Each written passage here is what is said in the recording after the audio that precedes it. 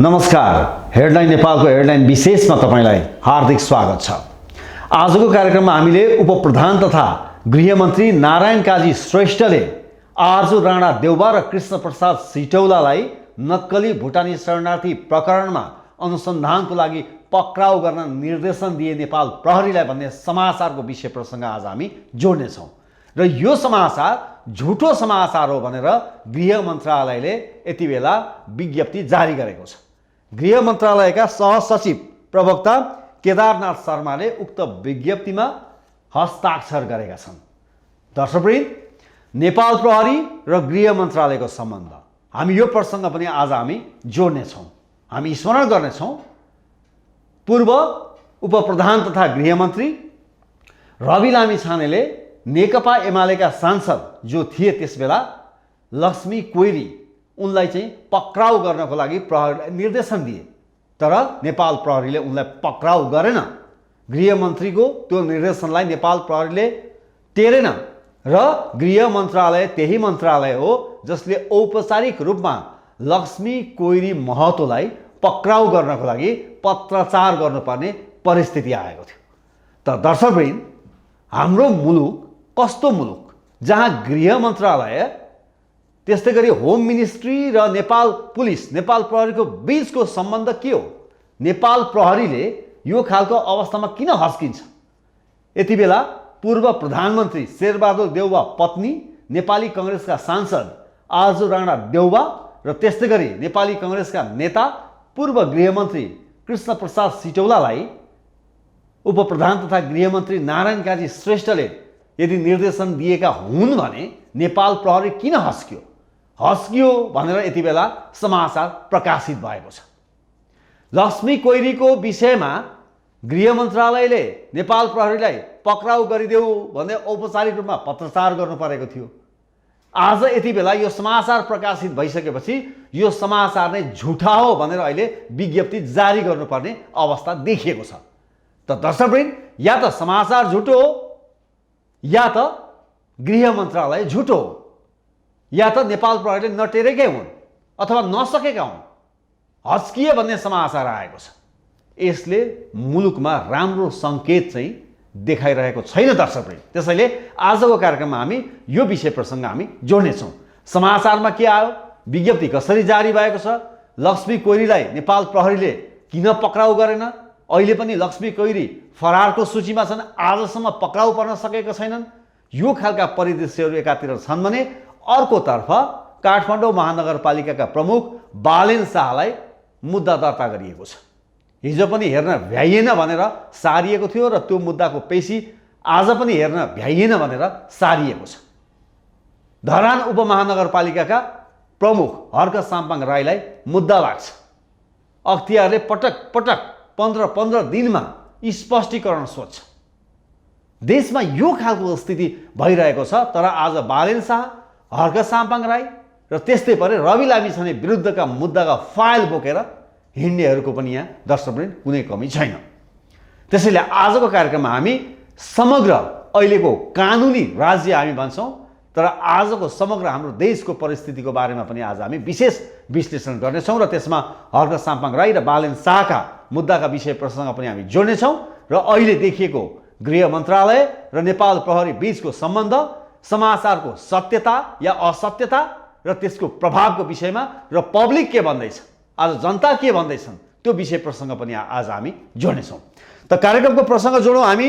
नक्कली भुटानी शरणार्थी प्रकरणमा आर्जु र सिटौलालाई पक्राउ गर्न गृहमन्त्री श्रेष्ठको निर्देशन भन्ने शीर्षकमा आर्थिक राष्ट्रिय दैनिक पत्रिकाले यो शीर्षकमा फ्रन्ट पेजमा मुख्य समाचारको रूपमा प्रकाशित गरेको थियो आज। त उनले समाचारमा के लेखेको छ भन्दा हामी प्रसङ्ग जोड्छौँ। उपप्रधान एवं गृहमन्त्री नारायण काजी श्रेष्ठले नेपालीलाई नक्कली भुटानी शरणार्थी बनाएर अमेरिका लगायतका देशमा लैजाने प्रकरणमा पूर्व प्रधानमन्त्री शेरबहादुर देउवा पत्नी एवं नेपाली कांग्रेसकी सांसद डाक्टर आर्जु राणा देउवा र पूर्व गृहमन्त्री कृष्ण प्रसाद सिटौलालाई पक्राउ गर्न निर्देशन दिएका छन्। यो समाचार यसरी प्रकाशित भएको छ। नक्कली भुटानी शरणार्थी प्रकरणमा प्रहरीले दोस्रो चरणको अनुसन्धान अगाडि बढाएको बेला गृहमन्त्रीको त्यस्तो निर्देशन आएको हो। उच्च स्रोतका अनुसार उपत्यका प्रहरी कार्यालय रानीपोखरीका प्रमुख अतिरिक्त प्रहरी महानिरीक्षक एआइजी श्यामलाल गेवालीलाई शुक्रबार गृहमन्त्री श्रेष्ठले उक्त निर्देशन दिएका हुन्। शुक्रबार साँझ दिएको उक्त निर्देशन प्रहरीभित्र शनिबारसम्म फैलिए पनि यसमा प्रहरी हच्किएको छ। राजनीतिक वातावरण बिग्रने आशंकामा प्रहरी हच्किएको हो। यो कसले लेखेको छ भन्दा आर्थिक राष्ट्रिय दैनिकको समाचारमा यो कुराहरू लेखिएको छ।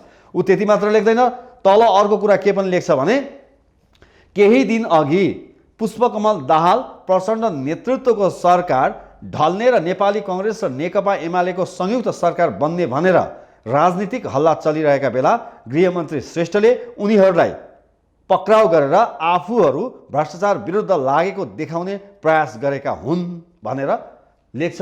र गृहमन्त्री श्रेष्ठ मङ्गलबार राति चीन जाँदैछन् भन्ने प्रसङ्ग सहित पनि समाचारमा लेख्छ। कसले लेखेको छ यो कुरा भन्दाखेरि यो लेखेको हो आर्थिक राष्ट्रिय दैनिकले। त दर्शकवृन्द, यहाँनिर केही गम्भीर प्रसङ्गहरू जोडिएका छन्। झट्ट हेर्दा यी सामान्य जस्तो देखिन्छन्। के यो समाचार झुटा हो? हामी गृह मन्त्रालयको त्यो विज्ञप्ति पनि पढेर यहाँलाई हामी सुनाउनेछौँ, जानकारी गराउनेछौँ। के यो समाचार झुटा हो? यो समाचार झुटा हो भने त्यसका आधारहरू के हुन्? यति बेला आम नेपाली नागरिकले नक्कली भुटानी शरणार्थी प्रकरणमा जो व्यक्तिहरूलाई अनुसन्धानको दायरामा ल्याउनु पर्ने हो ती व्यक्तिहरू अझै पनि आएनन् भनेर चित्त बुझाइरहेका छैनन्। राष्ट्रिय स्वतन्त्र पार्टीले सङ्कल्प प्रस्ताव दर्ता गराएको थियो संसद सचिवालयमा। त्यो के भयो? त्यसको फलोअप कसरी अगाडि बढ्दैछ? कतिपय सांसद भन्दैछन् चित्त बुझ्दो तरिकाले भएन, पब्लिक आज भन्दैछन्। र अहिले जुन नाम भनिएको छ कृष्ण प्रसाद सिटौलाको नाम चाहिँ त्यति आएको थिएन, यो समाचारमा आयो। तर आर्जु देउबा राणाले टेलिभिजन कार्यक्रममा दुईवटा टेलिभिजनलाई छानेर लगभग उस्तै समयमा एउटा टेलिभिजनमा त आफ्नै छोराको कसम समेत खाएकी थिइन् कि म कुनै खालको गलत क्रियाकलाप गर्दिनँ। त्यो खालको अवस्थाहरू हुँदाखेरि आम दर्शकले त्यो अन्तर्वार्ताका कुरा, आर्जु देउबा राणाका कुरा पनि पत्याएका थिएनन् र त्यो धेरै खालका टीका टिप्पणीको विषय बन्न पुगेको थियो।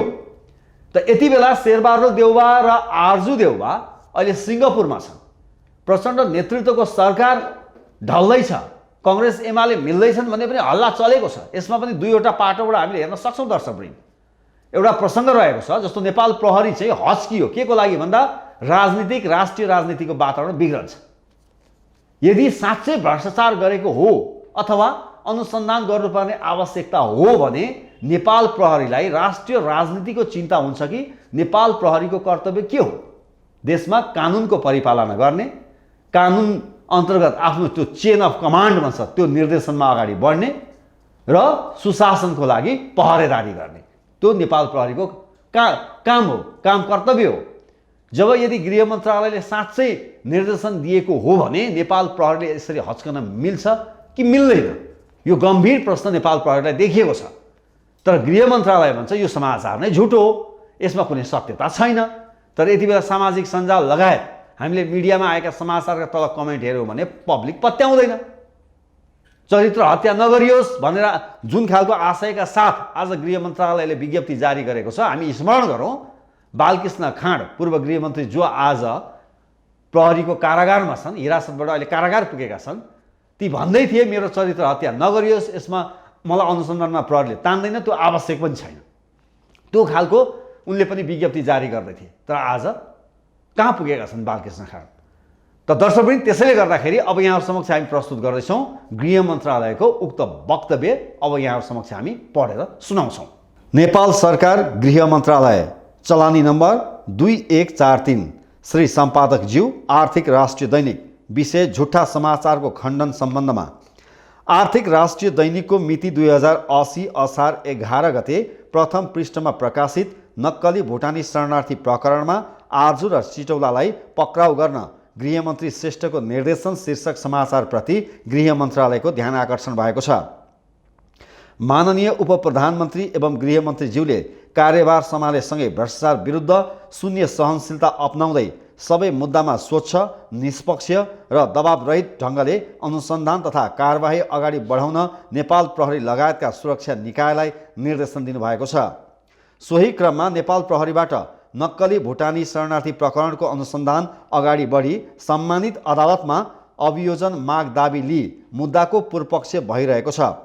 अनुसन्धान अभियोजन र अदालती प्रक्रियामा रहेको अवस्थामा मुद्दाबारेमा खुल्ने थप तथ्यका आधारमा थप अनुसन्धान हुने विषय यसमा जिम्मेवार प्रहरी निकायले स्वतन्त्रतापूर्वक सम्पादन गर्ने जिम्मेवारीको विषय हो। भ्रष्टाचार र अपराध नियन्त्रण लगायतका अनुसन्धान प्रक्रियालाई दबावरहित बनाई प्रहरी निकायलाई स्वतन्त्रतापूर्वक अनुसन्धान गर्न मन्त्रालयको नेतृत्व तहबाट निरन्तर सहजीकरण र निर्देशन हुने गरेको छ।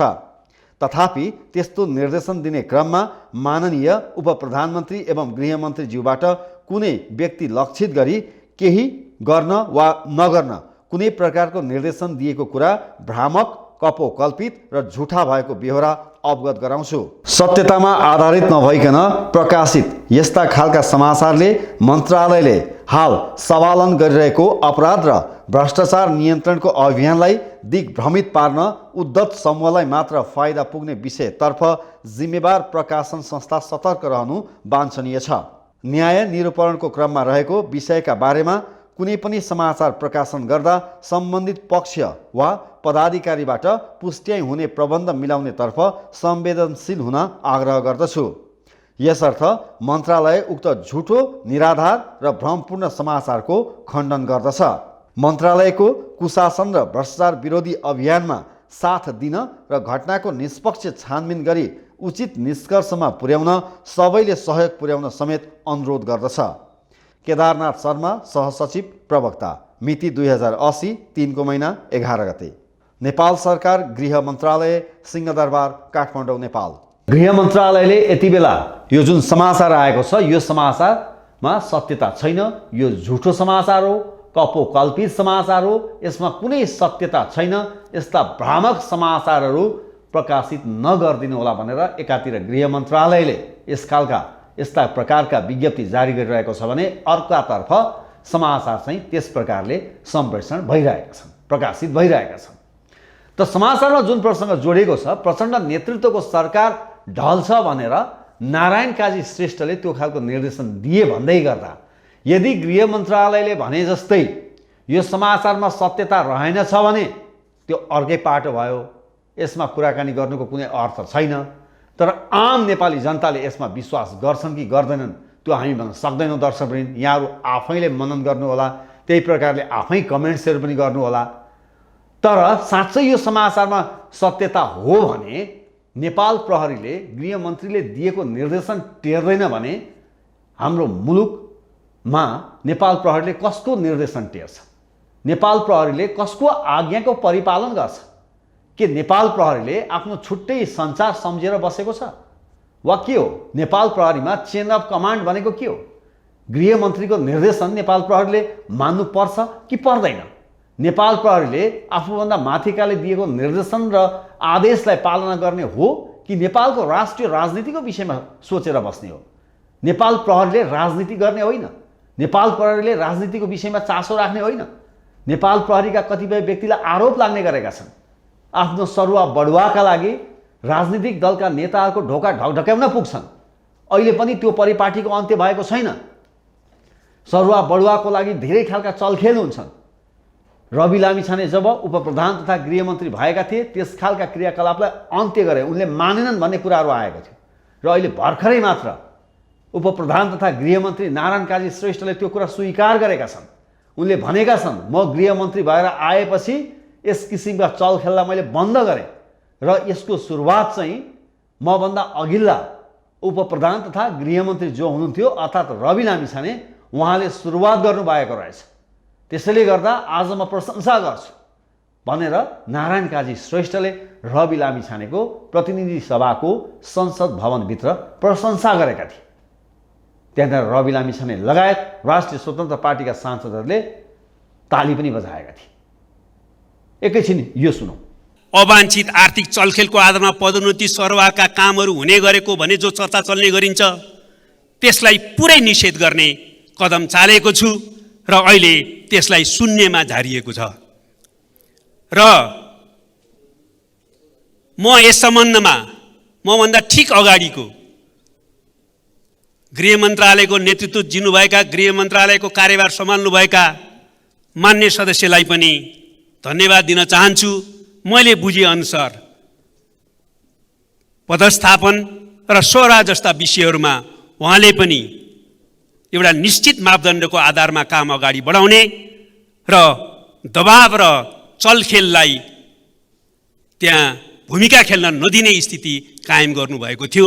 सहीलाई सही भन्नुपर्छ, हामीले त्यो कल्चर देखाउनुपर्छ। त्यसको निम्ति म उहाँलाई पनि धन्यवाद दिन चाहन्छु। उपप्रधान तथा गृहमन्त्री नारायण काजी श्रेष्ठले रवि लामिछाने गृहमन्त्री हुँदा गरेको कामको प्रशंसा गर्दै गर्दा तिनै रवि लामिछाने हुन् जो गृहमन्त्री थिए। त्यस बेलामा नेकपा एमालेका सांसद लक्ष्मी कोइरीलाई पक्राउ गर्नको लागि निर्देशन दिएका थिए नेपाल प्रहरीलाई। तर नेपाल प्रहरीले त्यस बेला मानेको भए सायद गृह मन्त्रालयले लक्ष्मी कोइरीलाई पक्राउ गर्नको लागि नेपाल प्रहरीलाई औपचारिक रूपमा पत्रचार गर्नु पर्दैन थियो होला। तर गृह मन्त्रालय बाध्य भयो र नेपाल प्रहरीलाई औपचारिक रूपमा पत्रचार नै गर्यो। किन भन्दा लक्ष्मी कोइरीलाई पक्राउ गर्न। नेपाल प्रहरीले किन पक्राउ गरेन भन्दा लक्ष्मी कोइरी नेकपा एमालेका सांसद थिए। त नेपाल प्रहरी दबावमा चल्ने इन्स्टिट्युसन हो नेपाल पुलिस। नेपाल प्रहरी दबावमा चल्छ भन्ने अवस्थाहरू बेला बेलामा किन देखिन्छ? आज पनि लक्ष्मी कोइरी फरारको सूचीमा छन्, नेपाल प्रहरीले पक्राउ गर्न सकेको छैन। आखिर किन? केले रोकेको छ? त्यसैले गर्दा आज हाम्रो मुलुकमा आम नेपाली जनताहरू आश्चर्यचकितमा परेका छन्। जुन निकायहरू हुन्, जुन फेरि जति पनि राम्रो काम गरेका छन् नेपाल प्रहरीले, त्यसलाई हामीले धन्यवाद पनि भन्नुपर्छ। नेपाल प्रहरी फेरि सक्षम छ। यहाँ जति पनि प्रभाव पारेको छ त्यो सबै राजनीतिक प्रभाव छ। तर नेपाल प्रहरीले त्यो राजनीतिक प्रभावलाई किन चिर्न सक्दैन? यो चाहिँ फेरि गम्भीर प्रश्न हो। नेपाल प्रहरीले जबसम्म राजनीतिक प्रभावलाई चिर्न सक्दैन तबसम्म नेपाल प्रहरी स्वतन्त्र हुन सक्दैन। जबसम्म नेपाल प्रहरी स्वतन्त्र हुन सक्दैन तबसम्म नेपाल प्रहरीले हाम्रो देशको अपराधमा पनि निर्मूल गर्न सक्दैन, न्यूनीकरण गर्न सक्दैन। किनभने हरेक किसिमका घटनामा कहीँ न कहीँ राजनीतिक पात्र त जोडिएकै हुन्छन्। भनेपछि आम सोझा साझा नागरिकलाई मात्र नेपाल प्रहरीले डन्डा चलाउने हो, पक्राउ गर्ने हो, कानुनी कारबाही अगाडि बढाउने हो? अलिकति पहुँचवालाको राजनीतिक पहुँच हुन्छ। राजनीतिक पहुँच भए अनुसार नेपाल प्रहरी ब्याक हुँदै गयो भने त्यसले त अर्को दुर्घटना निम्ति आउँछ। तर पनि नक्कली भुटानी शरणार्थी प्रकरणमा जे जति काम भएका छन् त्यसको लागि हामीले धन्यवाद भन्नै पर्छ। तर त्यसमा अरू ठुला माछाहरूको नाम जसरी आएको छ ती माछाहरू समाउन पनि नेपाल प्रहरी हच्किनु हुँदैन। नेपाल प्रहरीले आँट गरेर अगाडि बढ्यो भने पक्कै पनि आम नेपाली नागरिकले नेपाल प्रहरीलाई साथ दिनेछन् र प्रशंसा गर्नेछन् र धन्यवादको पात्र पनि बनाउनेछन्। त्यसकारणले गर्दा भनिन्छ जहाँनिर चुनौती हुन्छ त्यहाँनिर अवसर पनि हुन्छ। नेपाल प्रहरीलाई पनि यति बेला गरेर देखाउने यो एउटा राम्रो अवसर प्राप्त भएको छ। दर्शकवृन्द, त नेपाल प्रहरीले लक्ष्मी कोइरीलाई आज पनि पक्राउ गर्न सकेको छैन। रामबहादुर थापा बादलका छोरा प्रतीक आज पनि फरार छन्। उनलाई न त रेड कर्नर नोटिस जारी गर्न सक्छ नेपाल प्रहरी, तिनै क्रिकेटर सन्दीप लामिछानेलाई रेड कर्नर नोटिस जारी गर्ने यस्तो खालको पक्षपातपूर्ण व्यवहार पनि गर्नु भएन नेपाल प्रहरीले। कसैलाई हतकडी लगाएर ल्याउने, कसैलाई हतकडी नलगाइकन ल्याउने, यो विभिन्न खालका गतिविधि देखिएका छन्। आज प्रतीक लगायतका व्यक्तिलाई रेड कर्नर नोटिस जारी गर्न सकेको छैन नेपाल प्रहरीले। यो खालको स्थितिहरू यति बेला देखिएको छ। र हाम्रो मुलुकमा कानुनका कुरा गर्दा बालेन शाहप्रति कानुन एग्रेसिभ भएर कोही न कोही पात्रहरू निस्किन्छन्, हर्क साम्पाङप्रति निस्किन्छन्। अब बालेन शाहको विषय प्रसङ्ग जोड्ने हो भने यति बेला बालेन शाहको विरुद्धको सर्वोच्च अदालतमा जुन दायर भएको मुद्दा छ, जहाँ चाहिँ अदालतको बालेन शाहले अपहेलना गरे भनेर त्यहाँनिर एकजना वर्षा कुमारी झा भन्ने एकजना अधिवक्ताले चाहिँ मुद्दा दर्ता गर्नुभएको छ।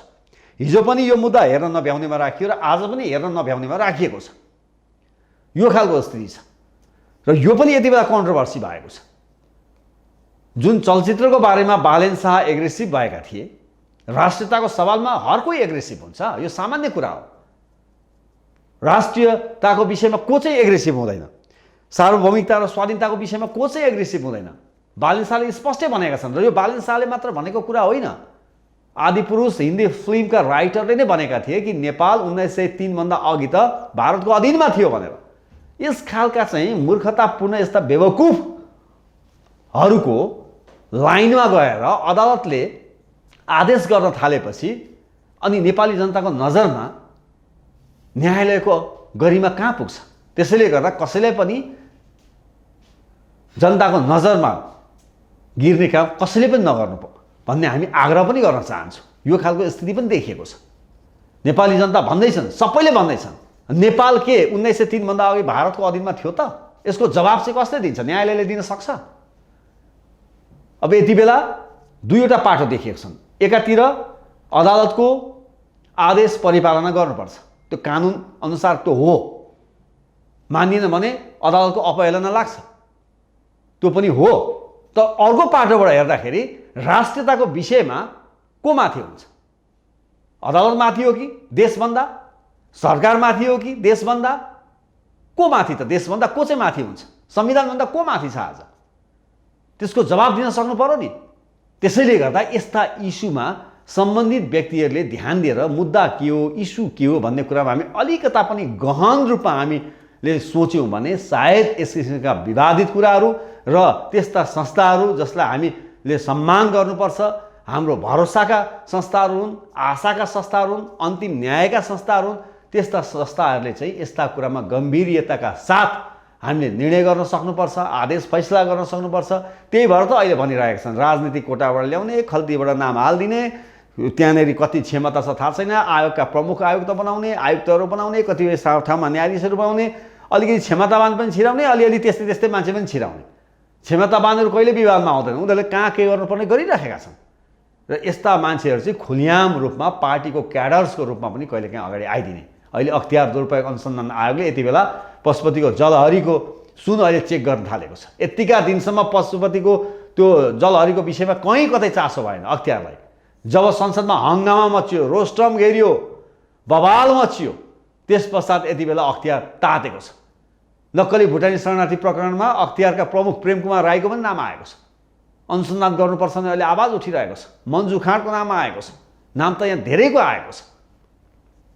तर अब हेर्दै जाउँ हाम्रो मुलुकमा कसरी अगाडि बढ्छ।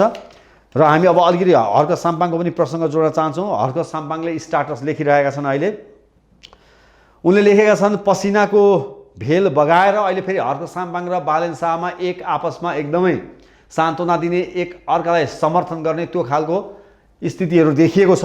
हर्क साम्पाङले लेखेका छन्, पसिनाको भेल बगाएर अनेक दुःख गरेर कोकाको पानी ल्याएँ, दुनियाँले बधाई दिए, तर धरानका दलहरू मिलेर मलाई मुद्दा लाए। ल हेर्नुहोस्, हर्क साम्पाङलाई यसरी मुद्दा लगाइएको छ। यो कुरा जनताले आफ्नो करङमा लेखेर राख्नु भनेर लेखेका छन्।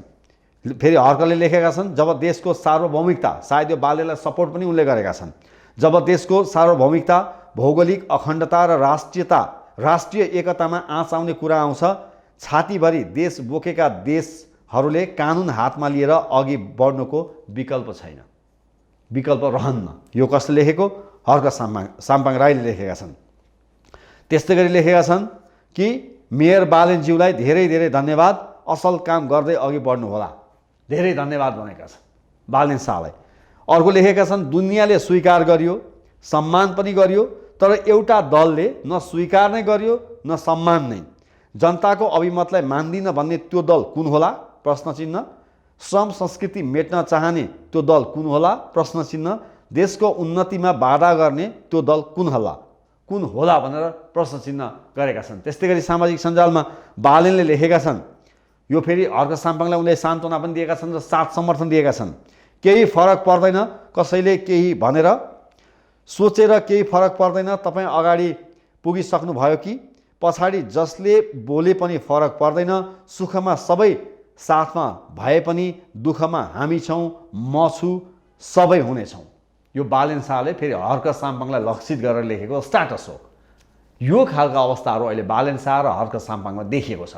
तर दर्शकवृन्द, हामी यही आशा गर्छौँ कि यो मुलुकमा भ्रष्टाचार अन्त्यको लागि सबै एक ठाउँमा आउन्। यदि गृहमन्त्रीले सरकार ढल्छ कि भनेर निर्देशन दिएको हो भने त्यो पनि त्यति ठिक कुरा होइन। गृहमन्त्रीज्यूले सरकारको वास्ता गर्नुहुन्न। यदि सच्चाइ छ, अनुसन्धानको आवश्यक पर्छ भने जो कोहीलाई तानेर देखाउनुहोस् गृहमन्त्रीज्यू, तपाईँलाई 3 करोड नेपाली जनताले स्याबासी दिनेछन्, तपाईँलाई वास्तविक नेता भनेर सबैले मानिदिनेछन्।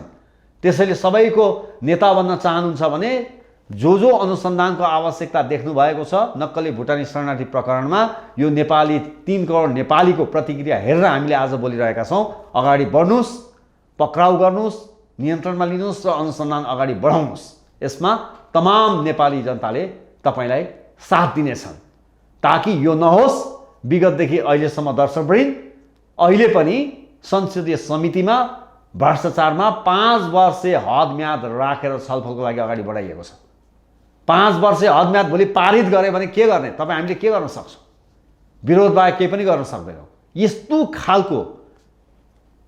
यस्तो देशलाई घात गर्ने यस्ता घातक बुदाहरूमा छलफल गर्नको लागि लगिएको छ। ज्ञानेन्द्र साई लगायत यो बुदा नै नराखौँ, छलफल नै नराखौँ भन्दा मानिएको छैन। अहिले भनिँदैछ यो हामी छलफलबाट पारित गर्दैनौँ भनिएको छ। विगतमा पनि धेरै यस्ता इस्यु आए, छलफलबाट हामी पारित गर्दैनौँ, तपाईँहरूको कुरा बुझेका छौँ भने अन्तिममा आएर टक्कसँगले पास गर्ने।